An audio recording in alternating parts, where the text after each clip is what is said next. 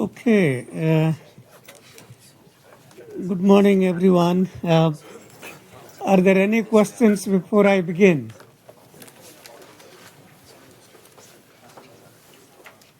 I think the chapter 8 or chapter 9 might have been kind of quick. Is that true? Or we can spend more time. I don't really, that's okay. Are you finding that we should spend more time on FFT? How about DFT? That was okay, chapter 8. Okay, good. So we can spend a little time on the FFT. Let's just review our notes a little from last time, and then we can talk more about those things. Okay,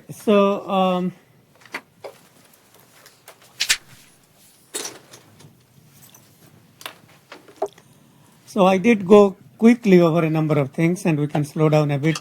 In fact, that reminds me. So we should have some activity from last time. I could try to review some of that.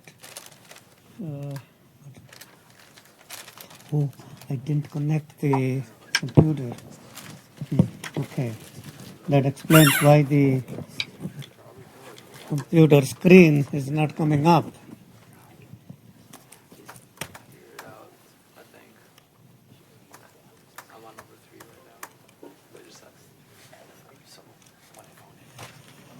Okay, so you can see that now.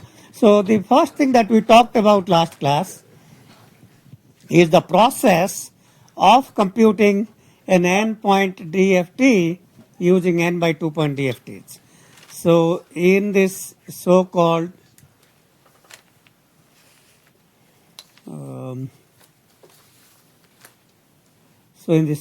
decimation in time, you take the signal xn in time domain and you decimate that. So you take the even samples and the odd samples. And then compute the n by 2-point DFTs of the even and the odd. And then there is this extra circuit where in the denominator, in this h computations, if you look at the equation here, so we need to take the HL and multiply by a Twiddle factor, so-called Twiddle factor, e to the power minus j twice pi over n times L, where L is 0 to n minus 1. So in the first L is 0, so don't multiply anything, e to power 0 is 1. In the next one, that becomes called W, and then W squared, W cube, etc. Okay, so these HLs are the n by 2 of these are multiplied by W to power 0, W to power 1, up to W to power n by 2 minus 1. Okay, so and then we go through this another set of butterflies, add and subtract. So that then becomes the final result that computes the n-point FFT given n-point time domain samples. So that's called decimation in time. So let's use that idea and see what that really means, and maybe we can even talk about some of your homework problems and without trying to solve those. So if I'm computing, let's say 6-point, so a lot of good things about the power of 2, if n is 2 to power L, then we have ultimately we can express everything in so-called radix 2-point DFT or the simple butterflies. So if we have 6-point DFT, which is I think one of your homework is asking you to do, then you decimate. So if I want to compute DIT decimation in time domain, so you decimate these and then you get the even samples. So let's make small x0, x2 and x4, and then the odd x1, x3, x5, and then we compute the 3-point DFTs. Okay, so these are, so in our notation we would call them G0, G1, G2, H0, H1, H2. And then let's define W is e to power minus j twice pi over 3. So these are 3-point DFTs.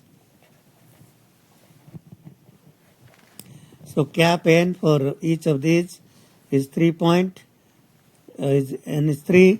So if I define that, then multiply these by the Twiddle factors w to power 0, w to power 1, w to power 2.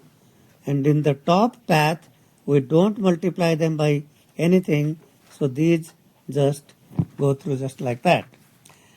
And then finally, we compute the butterflies of these.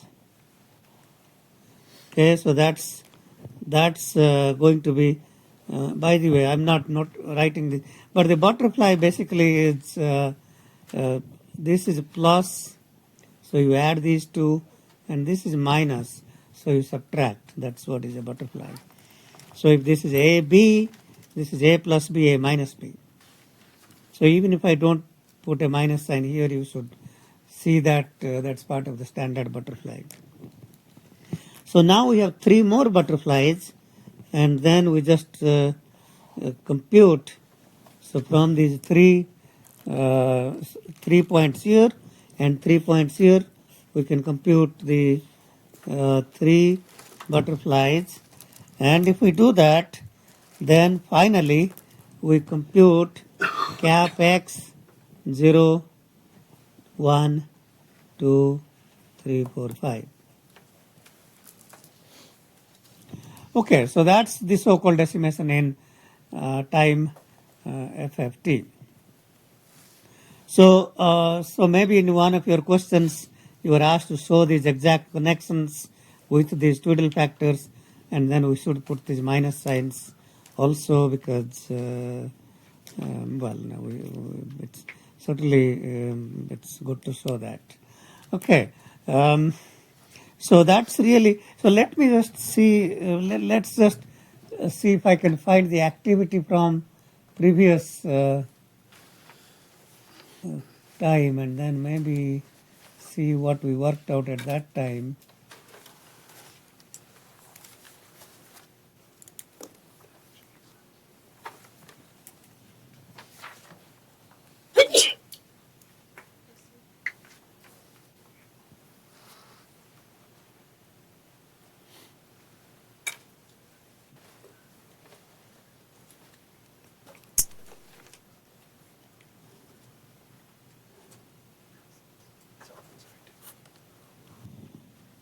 I think we went through this. Yeah. Okay, activity 5.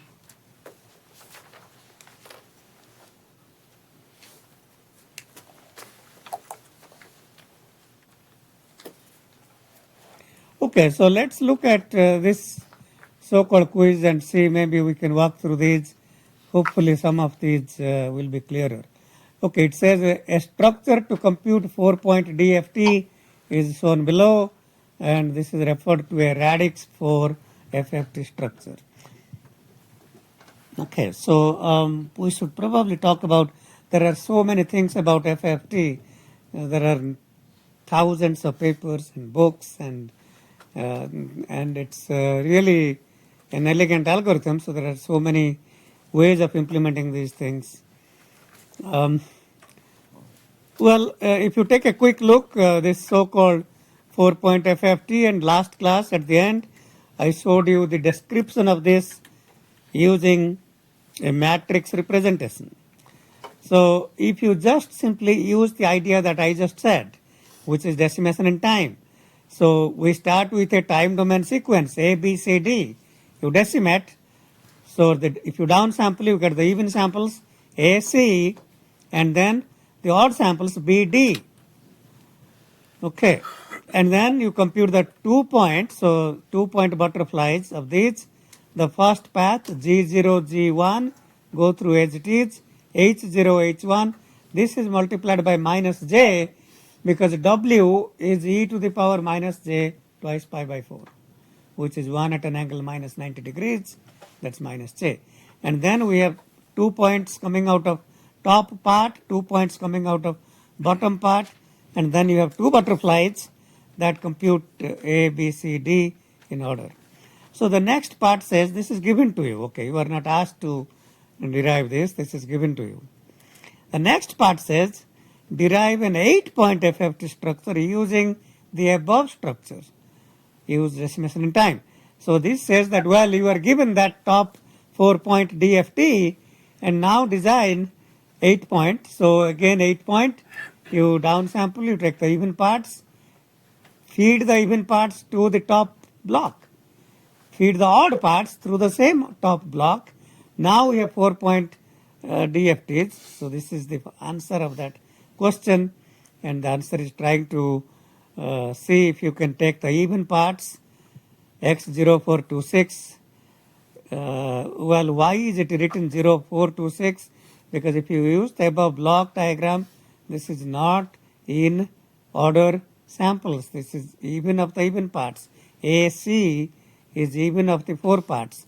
So if you take the 4 parts x0246 and then they have to be fed into that circuit on the top, and those should be sample number 0426. I guess that should be clear. Okay. And then 1537.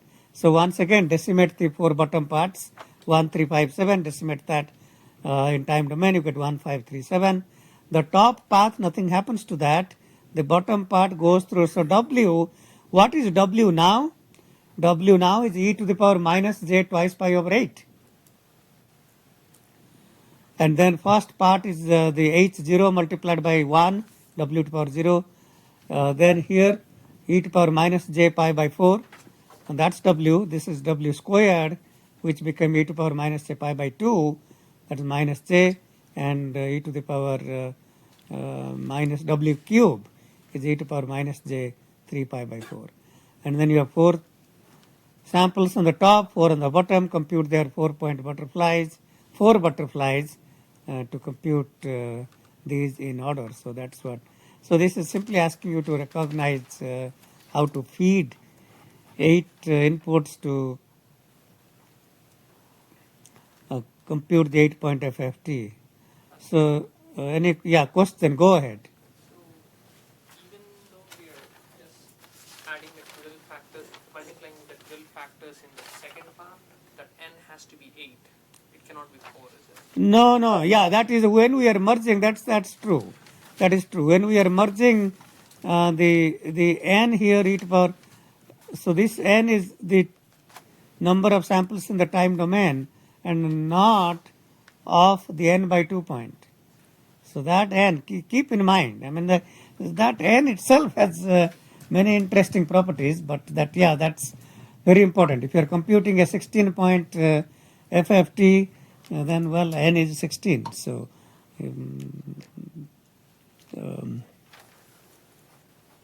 okay, any other questions?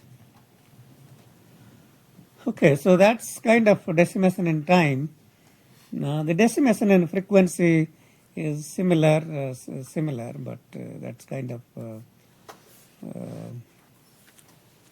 very similar. But you can think about in a way that so if you think about what is happening in the decimation in time, we do the n by 2-point DFT of the even and the odd, and then we do some post processing.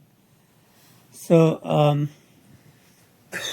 let me see if it is easy for us to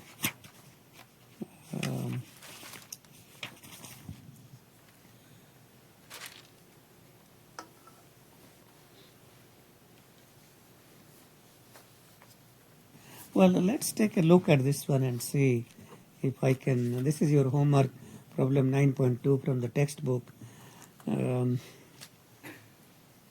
So it says here this is a decimation in time FFT for n equal to 8. Okay, so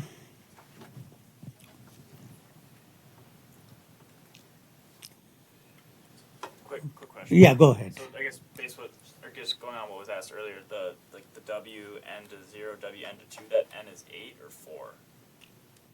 Yeah, in this particular problem, if 8 point FFT n is 8. So when you see W subscript n, and that's W subscript n is W8. W8 is e to the power minus j twice pi over 8.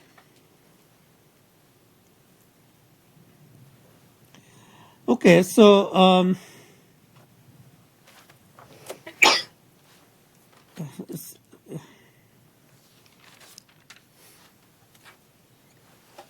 so what's the difference between this block diagram that you see here and let me take a look at the textbook.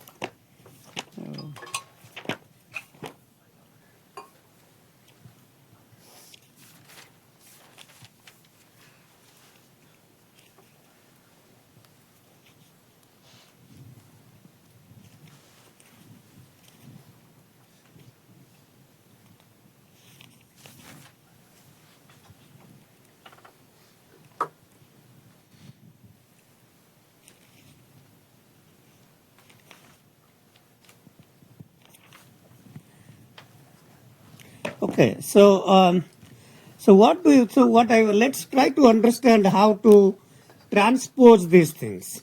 So I'm trying to say that if you take some block diagram and transpose that, transpose means whatever was an output now becomes an input.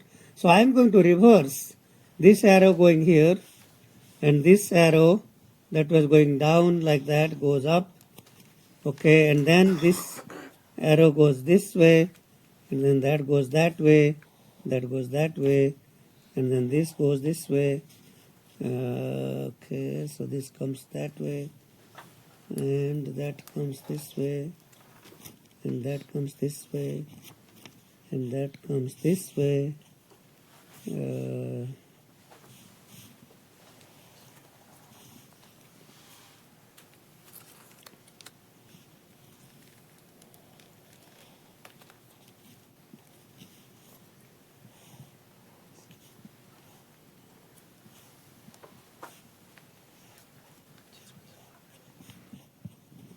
Okay, so just reverse every edge, whatever direction was. If it was to the right, becomes left. If it was going down, goes up.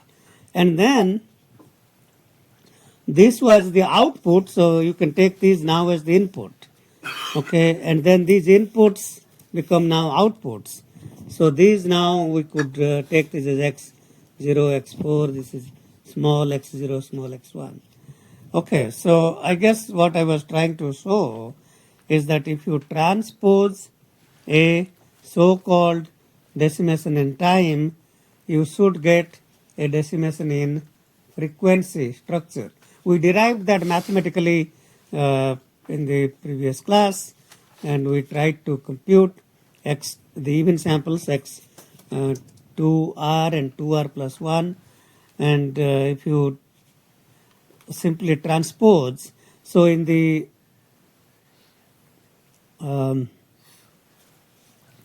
decimation in time, if you look at this, so we have these twiddles here. So remember, so now if you think about everything going on up to here, think about everything going on up to here is a 4-point DFT. Everything going up to here is a 4-point DFT. Okay, so now we take these. Now in the decimation in time, these pass through as it is. Now we have these twiddle factors, w to power 0, 1, 2, 3. And in this case, n is 8. So these are 4 points. This is 4 minus 1. And then we take butterflies.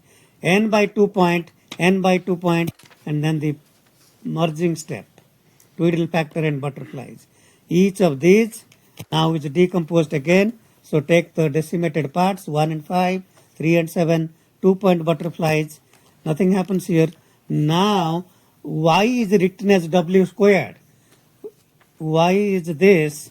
Remember, when I am trying to compute this box here, That's a 4 point. For that particular part, the point of the FFT, number of samples is equal to 4.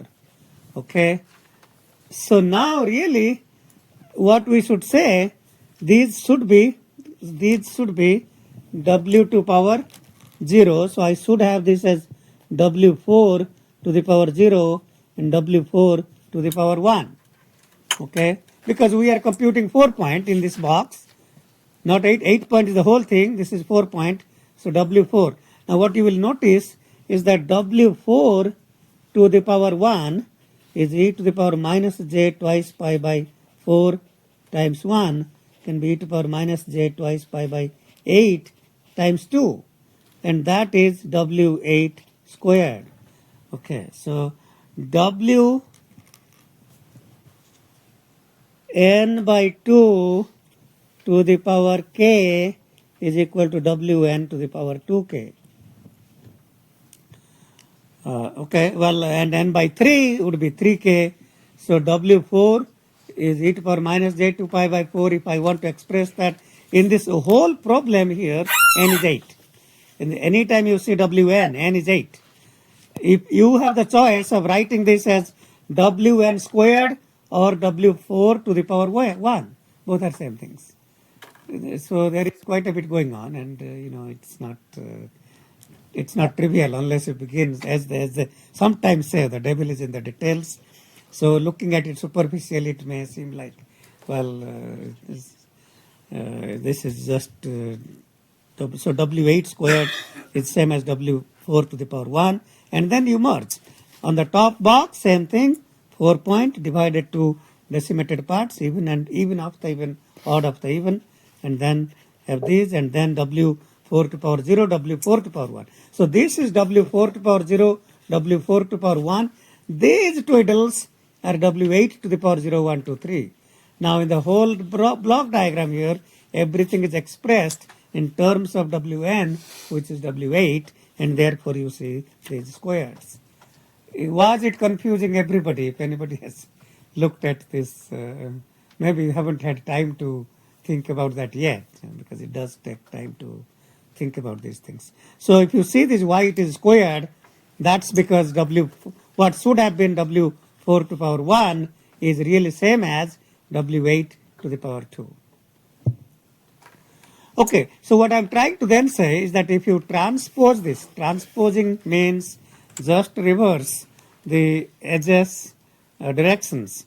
And also you have to notice that in the original one, if you take a look at some node like this, and this node was called what? This is called a fan out node. So that signal is a fanned out in 2 paths. When you transpose that, that node here is called now a summing node. So when you transpose it, when I reverse the edges, this node is now no longer a fan out node, but it's summing the signals coming from here. So there are a lot of things going on when you transpose. First, the outputs became inputs, inputs became outputs. Second, we are reversing each edge.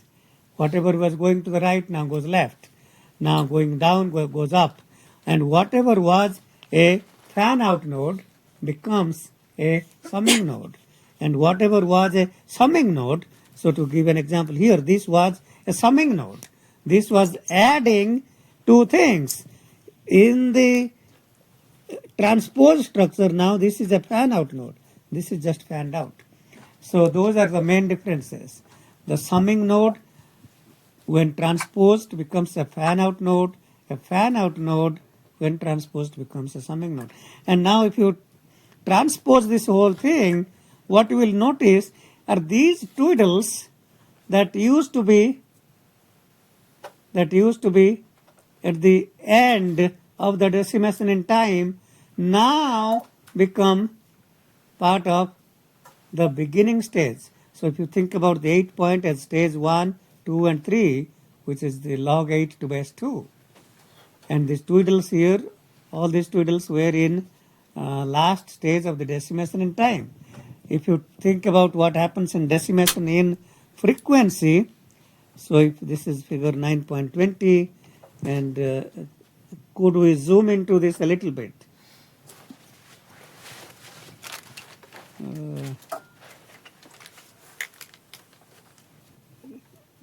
Is there? Could you zoom into this diagram a little bit? Is it there or not? Do you see her? Okay. Yeah, I'm not sure. Okay. All right. So what you see, what I was trying to say is that w to the power 0, 1, 2, 3, that was at the end in the decimation in time, now is at the beginning of this. So you can think of that, you can derive the decimation in time from decimation in frequency and vice versa by transpose. And why are we able to do that? Well, as we talked about last class, the DFT matrix is a symmetric matrix. So if you look at the DFT matrix,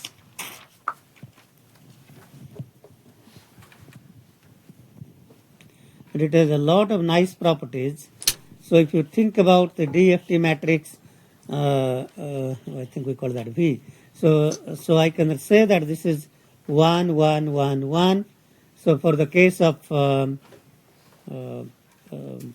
example that we saw last time, this was W squared, W cube.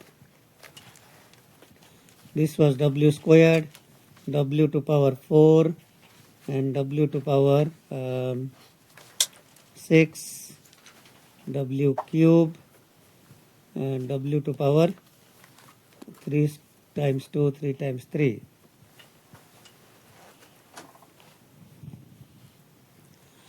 Okay, so if you take any Vij, so if I take V, let's number these as row number 1, 2, 3, 4, column number 1, 2, 3, 4. So V4, 2 is equal to V2, 4. So because of the symmetry, what that means is that V is equal to V transpose. And because the matrix is the same as its transpose, the flow graph that we just created can be transposed to get the same V. And that explains why the decimation in time and decimation in frequency are related by a transpose operation. Okay, so let's talk briefly about some of your homework, and then we'll keep going. So the problem 3 was is straightforward.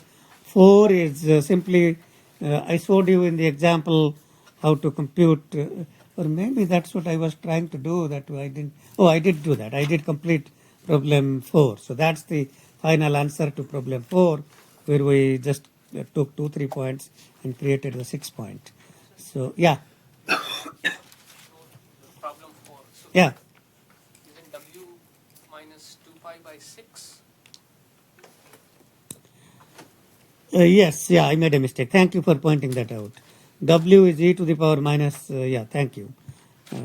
Yes, yeah, absolutely, yeah. So yes. So this is 6 points. So these W's are indeed e to the power minus 2 pi by 6. Well, as I have mentioned before, one of your job is to stay awake and alert and find my mistakes. Well, at least a few of you, that's your job. Yeah, well, anybody can make mistakes, and the advantage of pointing that out here is the class is not confused. Okay, so Could you just show that? Because yeah, I don't agree with what the gentleman just said. you I think don't it's the agree that original. these W to power 0, 1, 2 are e to power minus j 2 pi by 6 raised to power 0, 1, 2. Yeah? Yeah, I think it should be 2 pi divided by 3. No. Okay, let's go back to the slides. Yeah, let's go back to our slides when we did the derivation.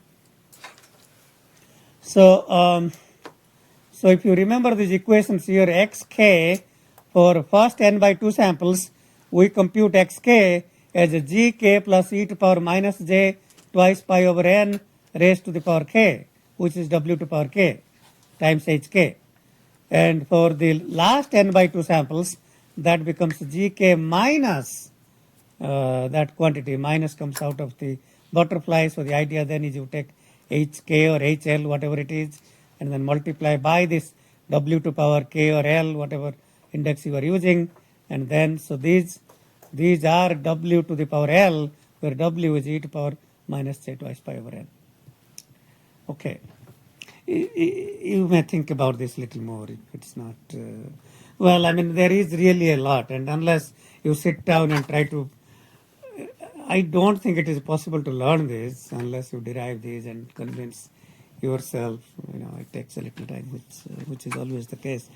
Always the case in engineering. I mean, it's not something that you can just quickly see, and it does take some time. Okay, in this last problem here, the problem 5, which we can spend some time thinking about what it says, is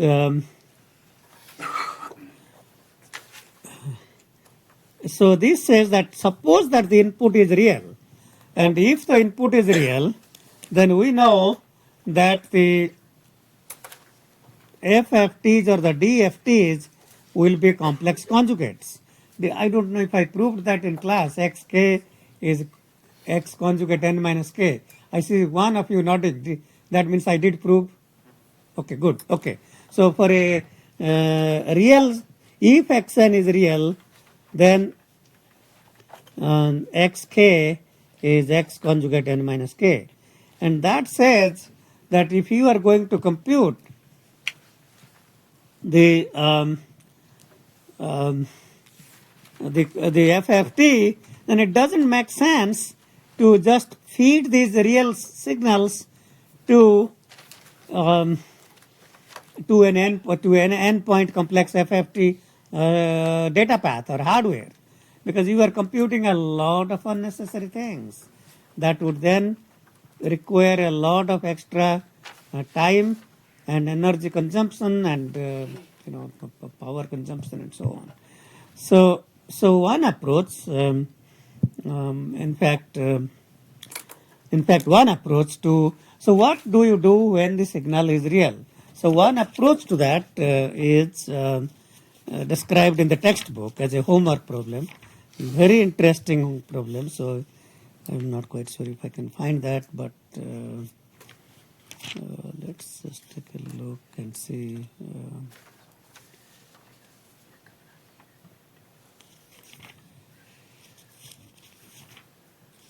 Okay, so one approach to that is this problem 937 in the textbook. Suppose that a program is available that computes the DFT of a complex sequence. If we wish to compute the DFT of a real sequence, we may simply specify the imaginary part to be 0 and use the program directly. This kind of thought process evolved in 1960s when nobody was talking about integrated circuit chips. Well, those didn't exist. So everything was thought of in terms of microprocessors that could add and shift. So they go back to that thought process. So if there is a software, and in those days, I'm not quite sure in those days, but when I certainly took my first programming class, that was all on Fortran. I think the language before that was COBOL, and I don't really know what those IBM microprocessors were used to in those days. But in any case, if you have a subroutine to compute the FFT and the signal is real, then yes, one solution is you can make all imaginary parts 0. Well, but that would not be efficient because you are computing with many zeros. So, however, the symmetry of the DFT of a real sequence can be used to reduce the amount of computation. And what this problem suggests, which is very interesting, and again, If you want to work through that, I would certainly, probably I would not suggest during the semester, but once the semester ends, start working out this problem and see how you can compute the n by 2 point hardware complex or the software, in this case software, to compute n point real sequence. So it says here, let xn be a real valued sequence of length n, and let xk be its DFT with real and imaginary parts described as xrk and xik respectively. Okay. Okay, first part is showing that they're conjugates. Okay, that's okay. So the main part is really here in part B. So now consider two real valued sequences x1n and x2n, and then construct a complex sequence gn, which is x1 plus j times x2, and it goes on and on. Okay, so let me just say what the final. So if we have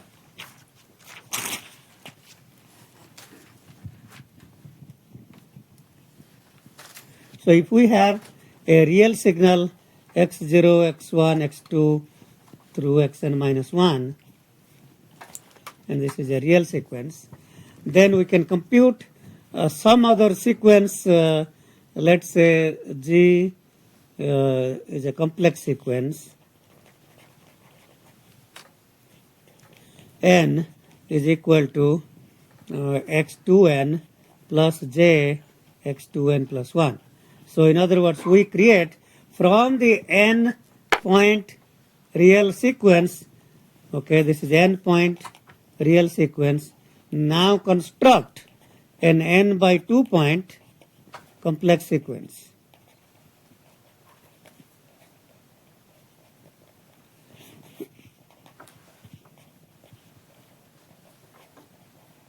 And then feed this to a n by 2 point software or hardware that computes FFT. So remember what we are trying to compute. We are trying to compute the DFT of this part. Now, instead of going through a dummy solution, which is take an n point DFT and feed into that x0 plus j0, x1 plus j0, x2 plus j0, and then compute the n point DFT, that would be a dummy solution. A smarter solution is to construct an n by 2 point complex sequence from the n real sequence values, feed that to an n by 2 point FFT, compute an n by 2 point FFT. From that you compute this by some post processing. And believe it or not, this is exactly what is used in the data path in most ADSL modem chips. So the ADSL modem chips compute, so they receive the real signals and then compute its FFT at the receiver. And that's exactly what the chips do. And so they are computing, they do this n by 2 point FFT and then use some post processing, and the post processing is given by these equations here. We won't go through that, but that's kind of what it goes through. Okay, so years ago, maybe some close to 10 years ago, so my visitor, my pre-doctoral visitor from Spain, Mario Garrido, he was here, and I asked him to work on this problem. And what it so happens that doing this has a lot of overhead because of the post processing and those equations that I showed you in the homework problem, in that problem 9.37. So the idea is, okay, well, why don't we simply compute what we need from the flow graph and let the hardware compute what we need. So, for example, if I know that I'm computing at 3 point, these are real values, then we already know that x1 will be conjugate of x2. So don't even bother to compute both of them, just compute one. So throw out that part that we don't need. And that is a very simple idea. I mean, that doesn't require really a genius to. So Mario figured that out, and that's kind of his couple of months, 2.5, 3 months here, and that is spent in, really this fall 2007, 10 years ago. So once we recognize that these two are conjugates, simply remove them from the flow graph as opposed to creating a n by 2 point complex sequence and going through an n by 2 point FFT, and then we throw that out. So then let's say that I keep x1, then I can just throw out this half of the butterfly. So this butterfly is not fully computed. We only compute half the butterfly. So that's what it is. So the problem here is asking you in 3-point DFT, throw out unnecessary parts. Okay, we throw that out. And then it's asking for a 6-point. So this is what we just worked out for a complex 6-point. This is in fact your solution to problem 4, which is the problem above. And so now that if I say that I take these 3 points, okay,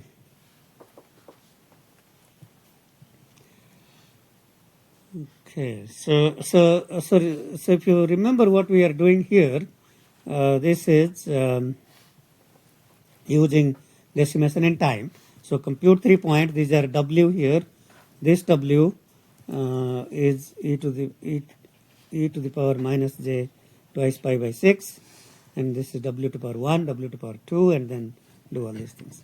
Okay, so in a 6-point DFT, what are the dummy parts? Well, so remember in a x0 and x3, these are real, and that means they must be computed. In any n-point DFT, if n is even, x0 and xn by 2 will always be real, and those cannot be thrown out, because we are only throwing out dummy parts which are the complex conjugate of something else. These are their own complex conjugates, they are real, so you can't throw them out. So out of these 6 samples, we must retain this must stay, and this must stay. Out of the remaining 4, x1 is conjugate of what? 5. N minus k, n is 6, so x1 is conjugate of x5, and x4 is conjugate of 2.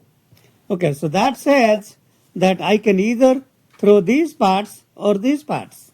Okay, so I can throw, I don't have to compute. Okay, let's say that I keep this part. That means this is thrown out, this is thrown out, this doesn't need to be computed, this doesn't need to be computed. Okay, so that means now the remaining parts that stay are here.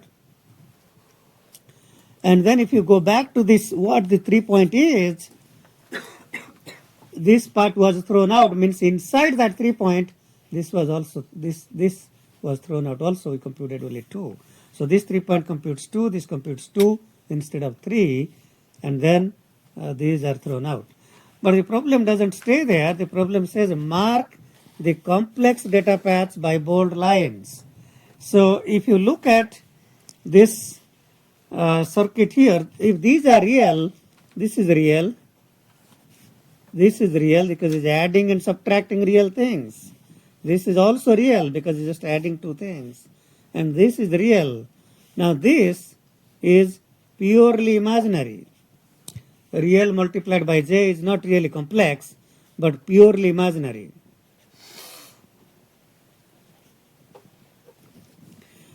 And then when you take this real part and this purely imaginary part and you add them. Now what seemed like we're adding something, but there's nothing being added here. If this was 3 and this was minus j2, there is nothing being added. This block, the so-called block that should be computing a plus b, is an append operation. It's taking the real part and the imaginary part, and that says it's 3 minus j2. So there is nothing, there is no real add operation in that point. Nothing being added. Add means you have to add 2 real parts or 2 imaginary parts. But because this is purely real, this is purely imaginary, we are just appending the real part and imaginary part to get a complex number. So therefore that is complex. And that means when you go to that part, here, this is a real part and an imaginary part. So you mark that bold, and this is also bold. You multiply by a complex number. These are all bold, now bold. This is bold, this is bold, bold, these are bold. Means these are complex. So that's what the final answer.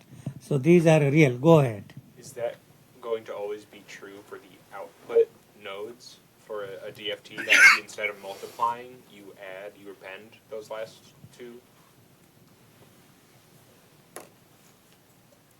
You mean like this? Yeah. No, that only is true at sometimes, not always, sometimes. Okay, so not even only at the output, it could be in the middle too. Yeah, it is usually in the middle, many times in the middle. We'll see if we can get to some of those. So, yes. So that's the final answer of that one. And, yeah, question. So, in this problem, why aren't the x k's in order if we are doing it this way? Yeah, these are time. You take x 0 to 5 and you decimate them. These are the even parts and these are the odd parts. That's what you are asking? On the right hand side. Yeah. So you should get x0, x1, x2 and x3. They should be in order. Aha, I see what you are saying. Okay, I see what you are saying. I see. Okay, so these should have been. I see. Okay.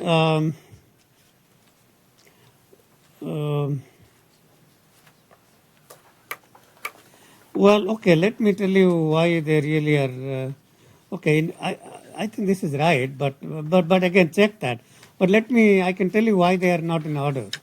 So I do believe that if I had taken these as 0, 1, 2, oh no, we can't do that. We take the even parts.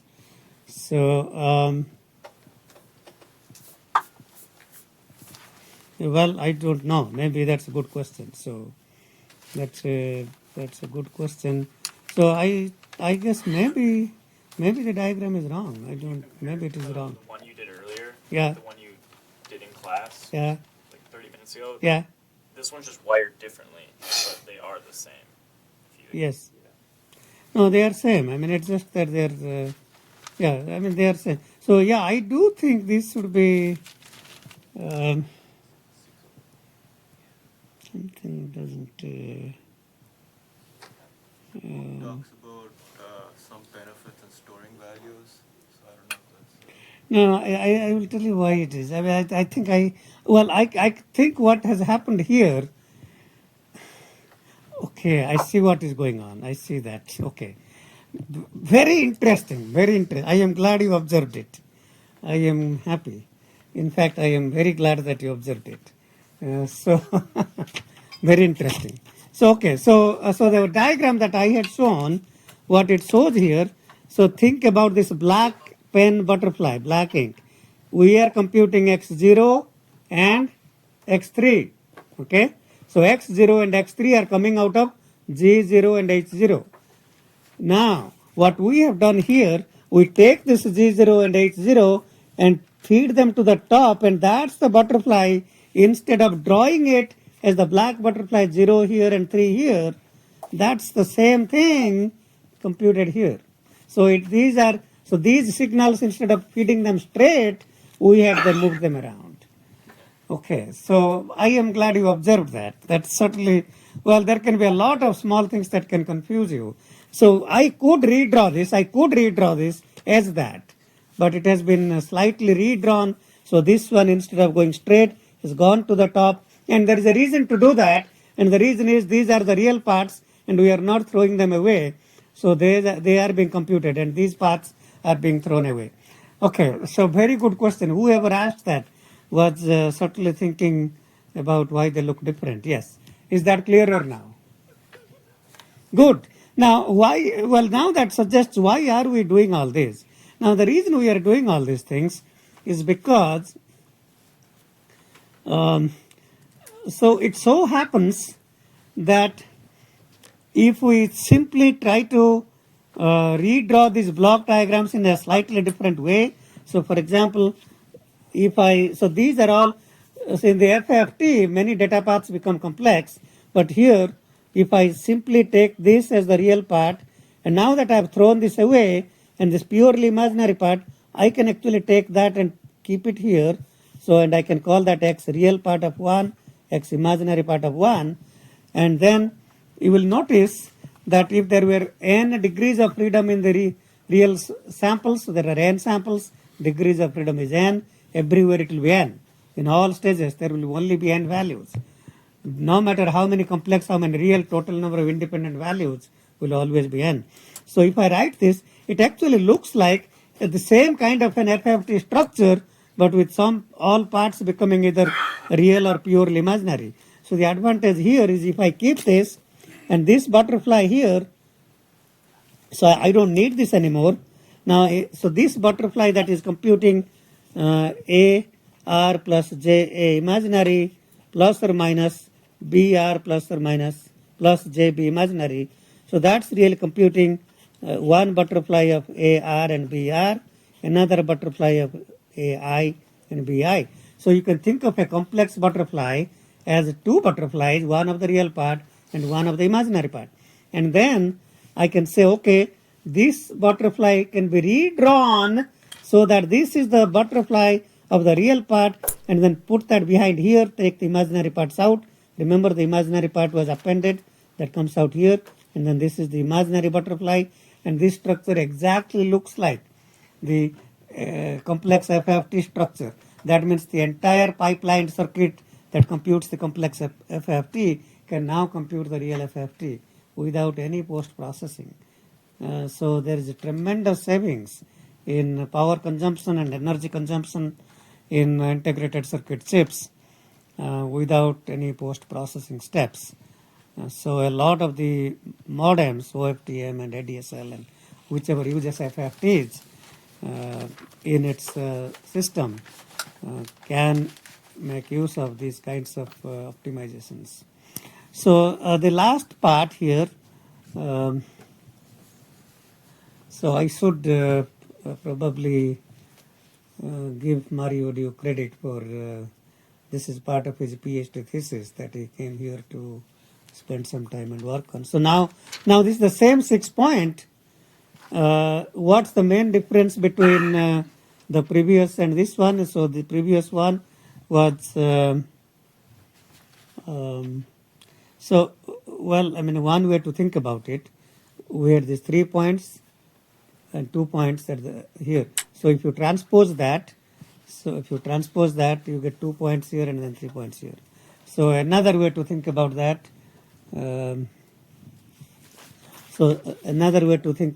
this you can think about this as decimation in time, and this as I don't know if I would call this decimation in frequency.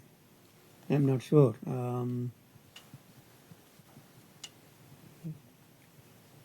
Well, there is I wish we could spend a little time on these kinds of decompositions of multiples of 3 and so on, but try that out. But in any event, I guess I won't answer this question, but try to think about if these are all real. So obviously we can't throw any of these out, but if I am trying to retain, so 0 must stay and 3 must stay, and then we have to either compute 2 and 4. So 2 is conjugate of what? 2 is conjugate of 4. So I can throw 1 out, and 1 is conjugate of 5, so throw 1 out. And then how does that backtrack here? So remember that the degrees of freedom is 6. Okay, so there are 6 samples. Here, this is 1, and this is complex. Okay, this is real, this is complex. So this has 2 samples, this has 2 samples, this is 1, so 6 samples here. Here everything should be 6 samples, and that's kind of is not as obvious. It's not as obvious. Probably not as obvious. So certainly these are all real. But once you multiply Twiddle factors, this becomes complex. So that becomes complex, this becomes complex. Okay, so if you do that, then if you look at, I have 3, 4, this is complex now, so 2, 6, and 2, 8. So there are 8 values in this, but in reality we shouldn't need more than 6. So that suggests that probably I have to keep this whole thing as it is, because I need to try to remove one of these. You have to try to remove one of these. Okay, so how, and it probably doesn't matter which one you remove. Probably doesn't matter. Maybe we can just remove any one. I'm not quite sure. So previously it is not straightforward and probably requires a little thought. So what do you think you might remove? Let's go back to our original 3 point. And in this particular this 3 point cannot be used here, because these 3 points are these are complex, so I can't really use the previous one. So any thoughts about how we might throw out one of these, or probably certainly can't throw out. Let's see here.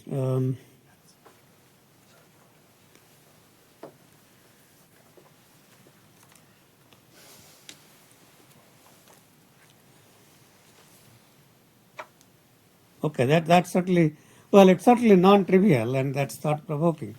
We'll come back to this if I have time, but I want to talk about a few more things.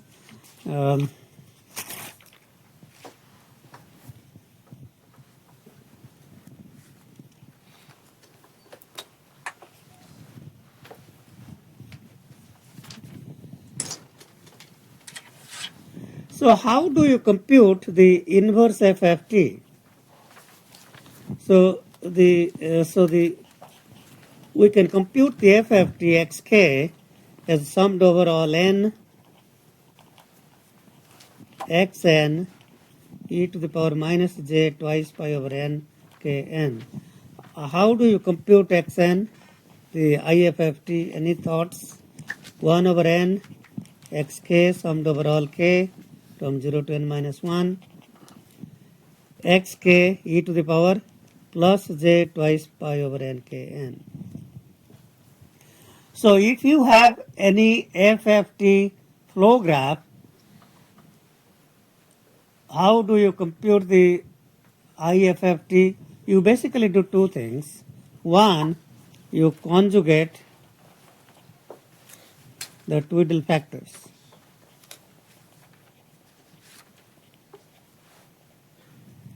Okay, so you conjugate all the Twiddle factors, and 2, scale by 1 over n at output. So if you anywhere there is a Twiddle factor e to power minus j something, you take the conjugate, replace j by minus j, that minus j became plus j, and anywhere, and at the end, you multiply by 1 over n. So that's really what we need to do. If you conjugate, so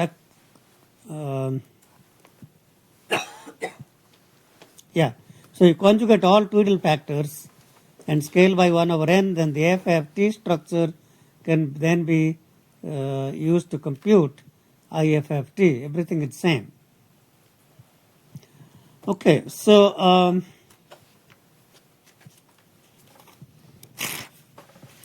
so if I have an FFT matrix V, so let's say that the FFT matrix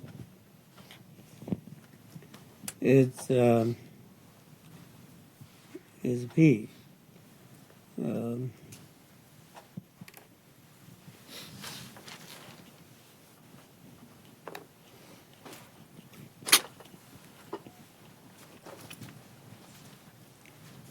Okay, if I have an FFT matrix called V, and then I take V conjugate,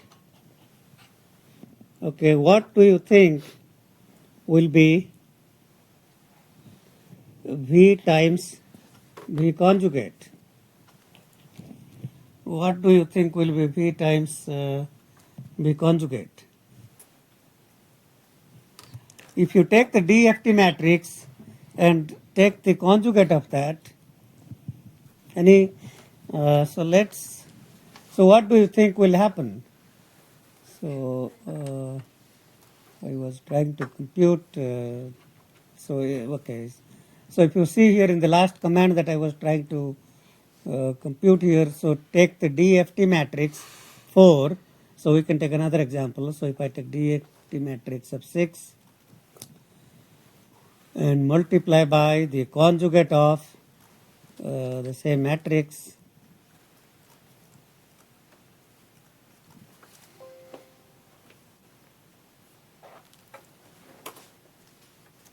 no, 8, I should be taking 6.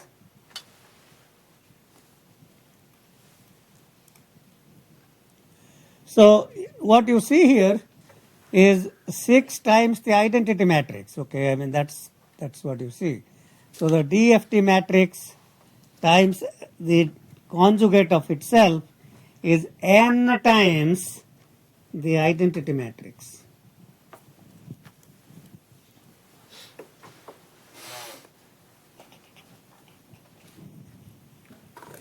Okay, so V times V conjugate is n, where n is the size of the DFT matrix, times an identity matrix.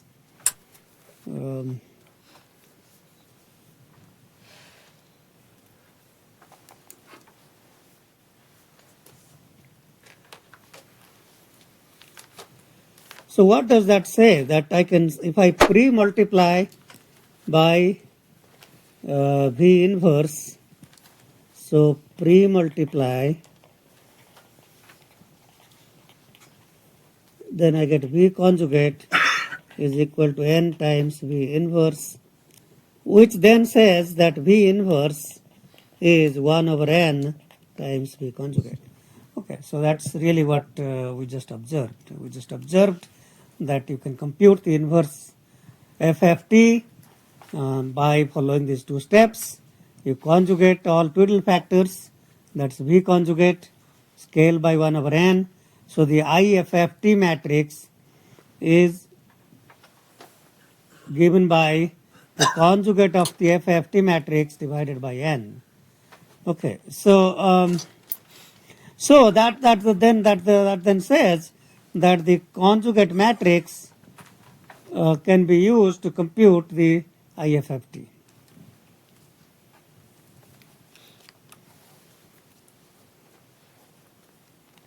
By the way, because these are symmetric matrices, conjugate, so V conjugate is also same as V conjugate transpose, because V and V conjugate are all symmetric matrices.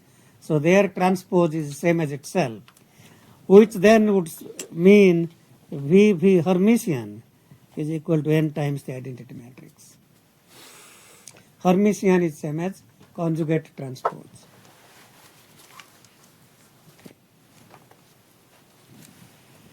All right.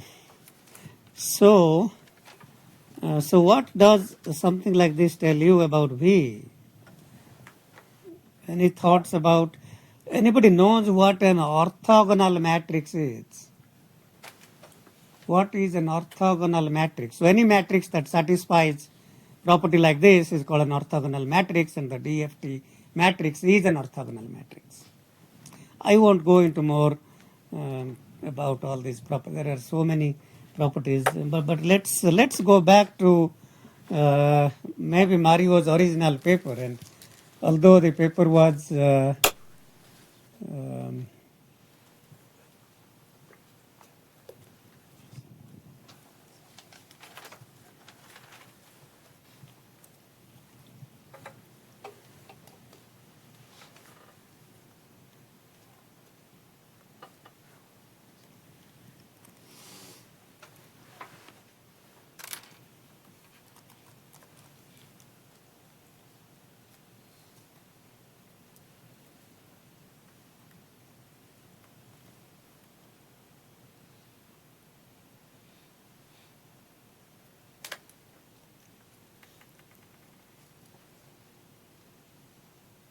so that's really the first paper to recognize that if the signal is real, then the FFT can be computed very simply using pipelined architectures just like the complex FFT.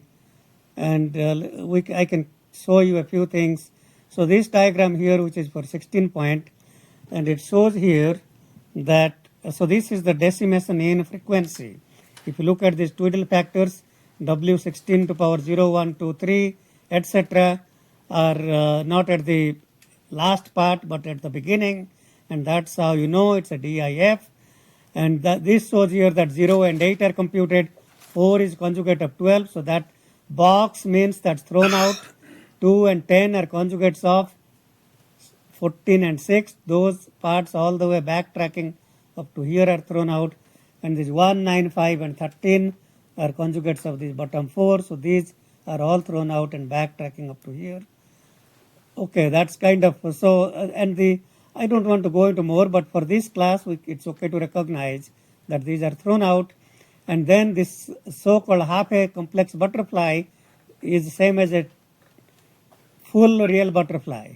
This one complex butterfly can be redrawn as two real butterflies. So what was thrown out now takes the space of another real butterfly.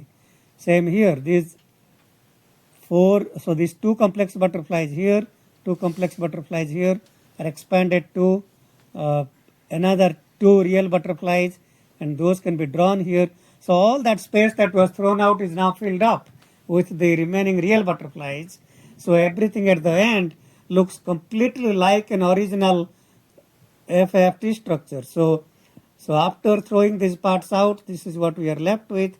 Now fill those things with real parts, then that figure 3 is exactly similar to an FFT. So all possible FFT architectures that are known out there can simply compute for all real signals. So there is nothing more we have to do.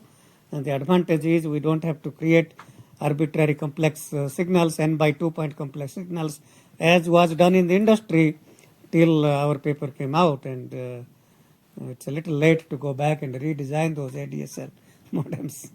But they could have saved a lot of energy consumption and space, hardware space, because the FFT is a very bulky part of all transceivers. So I did place another paper which was by another student who is now faculty member at Clemson University in South Carolina. So let's just let me just mention a couple of things, and maybe the last part that I didn't solve, the solution should be in that paper. Anyway, it should be in that paper because the problem came out of that paper.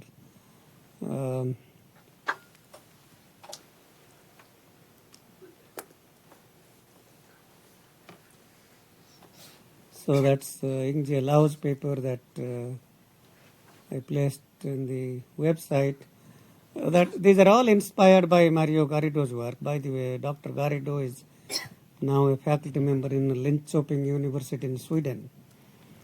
So as you can see, we just published another paper that just came out maybe a month ago or so, but that's this paper that came out maybe a few weeks ago. But in this paper, there are a few things that I can, well, I don't necessarily need you to read this thing. I mean, this is, so these boxes that are thrown out, coming out of diagram from Mario's paper. Okay, there is a little bit I can say here. So let's get rid of this part.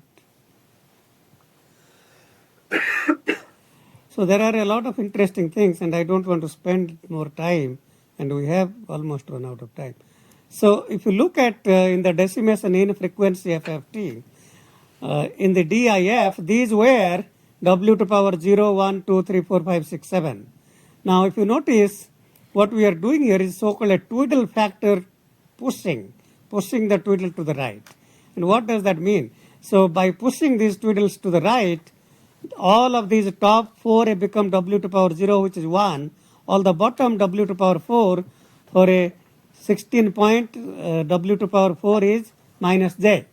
E to the power minus j twice pi over 16 raised to the power 4, that's e to the power minus j pi by 2.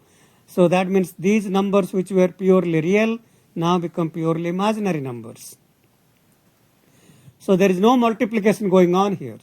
Then if you look at the right hand side, so we have shifted some twiddles. Maybe the last part does require some kind of these thoughts, and if you don't do that, that's probably okay. Don't worry about that. So this 1, 2, 3 have been pushed to the right, and that's called twiddle pushing. So there are a couple of transformations here. So the idea of twiddle pushing is like this. So if we have w to power k, w to power n by 4 plus k, and that's the butterfly, and on the right hand side we have twiddles w to power c and w to power d, and we move w to power k to the right, that thing became c plus k, and this became n by 4, and the bottom became d plus k, and it so happens that w to power n by 4 is minus j, and doesn't really require any multiplication. And what you see here is this big point where we are adding things. Nothing is being added. A real part and an imaginary part are being appended. There is nothing being added. Of course, after you multiply by w to power c plus k, it becomes complex, but until that point, that dot is simply appending things.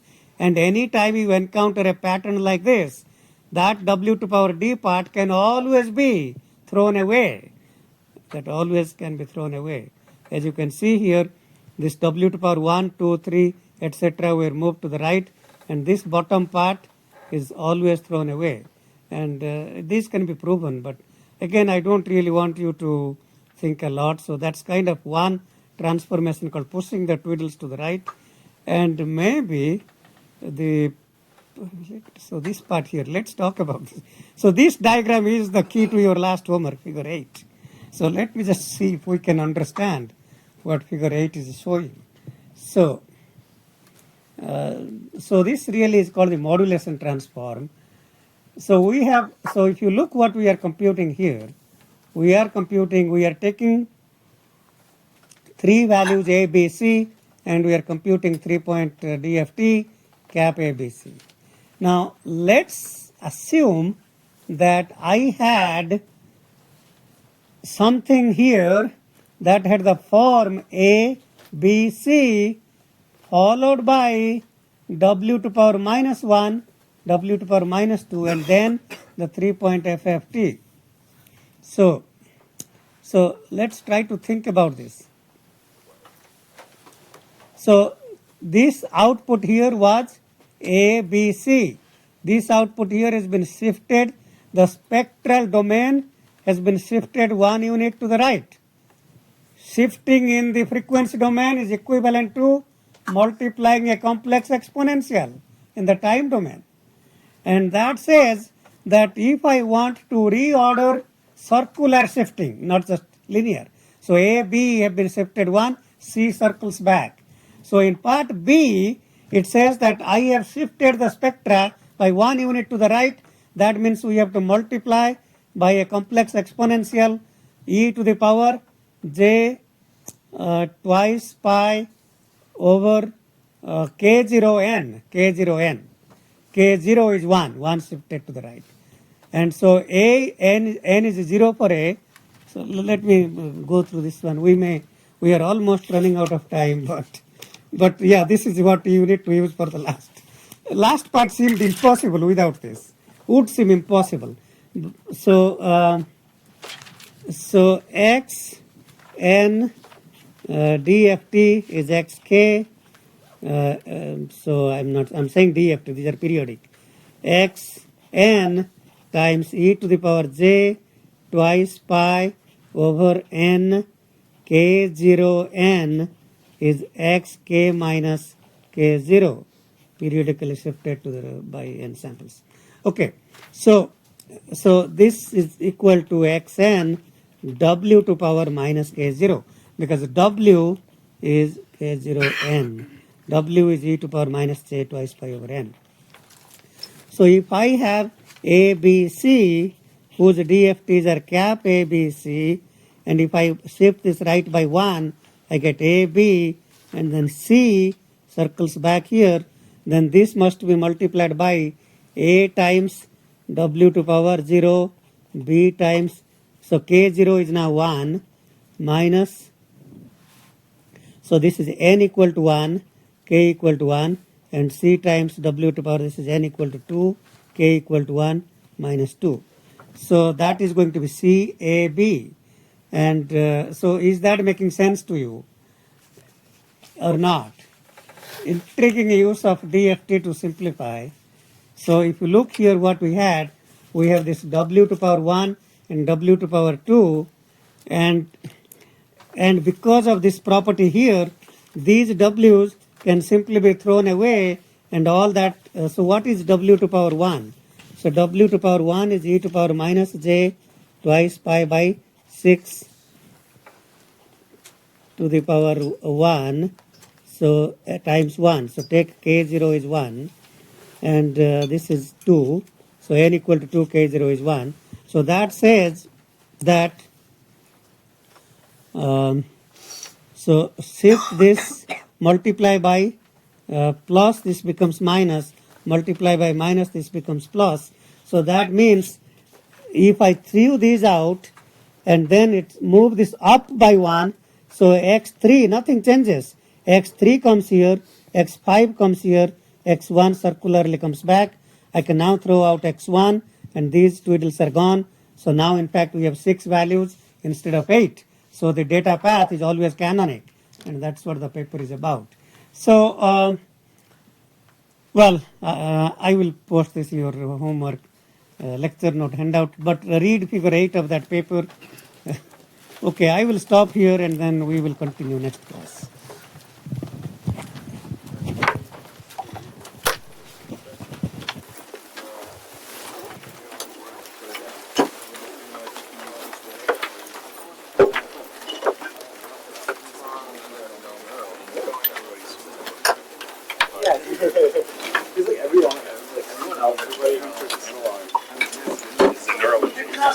Your midterm exam, they are still here. One of you came to me to get a few points.